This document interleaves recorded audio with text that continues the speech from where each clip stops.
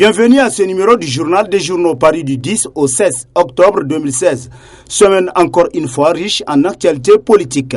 Ainsi, élections locales, les fallacieux prétextes d'un report a constitué l'un des titres à la une de l'hebdomadaire Le Courrier, pour qui les raisons avancées par le gouvernement pour se payer un tel grave report, le deuxième du genre, tout en sachant que les élections locales sont fondamentales dans une démocratie représentative qui plus est dans un pays où la décentralisation est une exigence populaire, sont la nécessité de la reprise du fichier électoral et certains textes juridiques. Selon le journal, la logique voudrait que l'on finisse le cycle des élections avec les mêmes instruments. Mais si les camarades sont incompétents, constate Le Courrier, ils sont tout sauf idiots.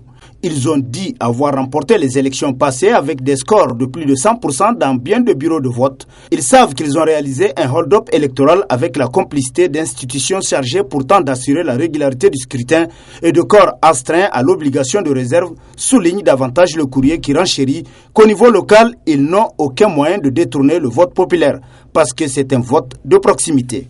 Sur tout un autre plan, Angela Merkel au Niger, de la démocratie de l'espoir à la peur de la coopération, titre à sa une l'hebdomadaire satirique Le Hérisson, pour qui s'il est incontestable que cette visite vient à point nommé pour booster la cote de popularité du régime du président Mahamadou Issifou, ébranlée à l'intérieur par l'opération de déguerpissement des petits commerces dans les centres urbains et la crise financière ressentie par tous, elle pose malheureusement un autre débat et une autre équation, celle de l'installation des bases ou troupes militaires étrangères au Niger. De la diplomatie de l'espoir donc, l'espoir d'une crédibilité de plus en plus retrouvée à la peur de la coopération. Une coopération qui peut nous conduire sur le chemin de la recolonisation, constate Le Hérisson. Dans le même chapitre, le bi-hebdomadaire Le Monde d'aujourd'hui, dans sa parution du 12 octobre, titre « Militarisation de l'espace nigérien ». Le président Issifou confirme l'implantation d'un centre logistique militaire allemand. Ainsi, pour ce journal, reste à expliquer aux Nigériens la différence entre un centre logistique et une base militaire, car les deux concepts ne sont pas très éloignés. La question qui vient à l'esprit à l'issue de cette précision apportée par le président Issifou est de savoir pourquoi le centre n'est pas directement implanté au Mali, où se trouvent les 650 soldats allemands qui doivent être appuyés sur le plan de la logistique. S'interroge le bi-hebdomadaire qui se demande encore pourquoi c'est au Niger que le centre doit être créé alors qu'il sera logiquement plus proche des troupes sur le sol malien où ils interviennent.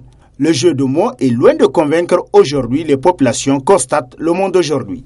Alliance, le discours inaudible de Seyni Oumarou, titre à sa une l'hebdomadaire Le Nouveau Républicain, qui constate que dans ce discours, Seyni joue au sage à celui qui n'aurait pas de haine et qui ne serait pas un partisan de la violence, comme il voulait accuser un autre d'incarner l'image qu'il refute pour sa personne et pour son parti. Pourtant, soutenir la haine, c'est aussi faire preuve de haine selon le journal qui poursuit qu'aucun régime, aucun homme, si ce n'est ces socialistes dans ce pays, n'a gouverné par la haine, la méchanceté. Dans la brutalité que le régime fait subir à d'autres, on pourrait croire qu'incapable de le faire, au moins ce MNSD prêcheur de Seyni pourrait s'en réjouir d'après le Nouveau Républicain pour qui refuser la haine, c'est combattre la haine. Le ministre de l'Intérieur prend acte de la création du nouveau front de l'opposition politique, Mohamed Bazoum, plus démocrate que Hassoumi Massaoudou. S'interroge l'hebdomadaire satirique La Griffe, qui nous apprend qu'après cette réponse du patron des flics nigériens, le nouveau cadre de lutte de l'opposition politique jouit donc d'une personnalité morale reconnue et peut agir en toute légalité. Il est vrai que le ministre Bazoum a attendu 3 semaines pour réagir. La lettre du président du FRDD lui étant adressée depuis le 6 septembre. Mais sa réponse est tout un symbole, quand on sait que son prédécesseur Hassoumi Massaoudou avait refusé de prendre acte de la création d'un ancien regroupement des partis de l'opposition que fut le Front Patriotique pour la République FPR. Nous rappelle le scrutin qui poursuit plus loin, mais l'opposition a encore des occasions de tester le semblant d'esprit démocratique du ministre Mohamed Bazoum à travers des déclarations de manifestation. Quand Hassoumi Massaoudou était à la tête du ministère de l'Intérieur, presque toutes les manifestations de cette opposition avaient été interdites, conclut La Griffe. L'hebdomadaire Le Républicain, pour sa part, s'exclame dans ses colonnes « Simple avis, la régulation des partis politiques en stand-by ». Selon le journal, il y a 97 partis légalement reconnus au Niger. D'autres sont encore à la porte. Il y a bien sûr lieu de réguler ce monde où l'éthique semble être la chose la moins partagée. Combien de partis sont aujourd'hui représentés au Parlement et dans les conseils locaux ? Combien tiennent-ils régulièrement leurs instances statutaires? Combien se présentent-ils aux élections alors que la vocation d'un parti politique est de conquérir et d'exercer le pouvoir? Combien de partis sont financés à travers le paiement régulier des cotisations des militants? À toutes ces questions, on répondra que très peu de partis politiques répondent aux exigences légales, selon le républicain qui poursuit plus loin que ces partis n'en sont pas moins que des sociétés à responsabilité limitée. Il y a beaucoup de partis qui n'ont pas la tradition d'aller aux élections, qui siègent au CNDP et qui décident, suivant leurs intérêts, de l'avenir du pays. Il faut que le mode de fonctionnement du CNDP soit revu en faisant surtout place aux partis dans le sens noble du terme, constate le journal.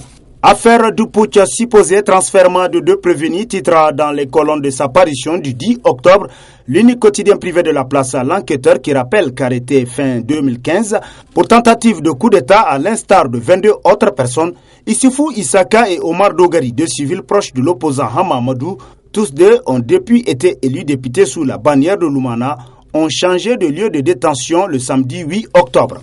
Selon les informations du journal, ce transfèrement n'a été sous-entendu par aucune décision administrative ou judiciaire. En outre, ni les avocats ni les familles n'ont été informés de la nouvelle donne, nous apprend l'enquêteur qui renchérit.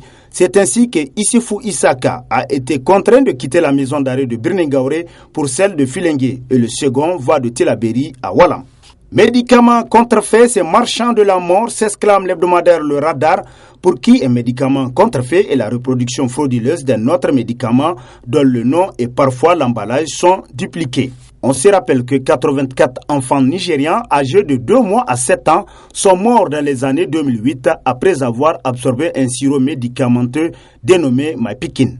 Ce sirop, au départ qui était utilisé pour lutter contre certains signes fonctionnels des poussées dentaires, a été frélaté avec de l'antigel, c'est-à-dire que l'un de ses constituants a été remplacé par ce produit qui est en fait un liquide de refroidissement utilisé pour l'entretien des radiateurs dans l'automobile.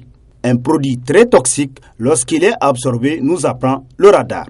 Soins de qualité dans les centres de santé entre riches et pauvres. Le clivage se renforce, titre dans ses colonnes l'hebdomadaire L'Actualité, qui nous apprend que l'article 13 de la Constitution du 25 novembre 2010 dispose que toute personne a le droit de jouir du meilleur état de santé physique et moral.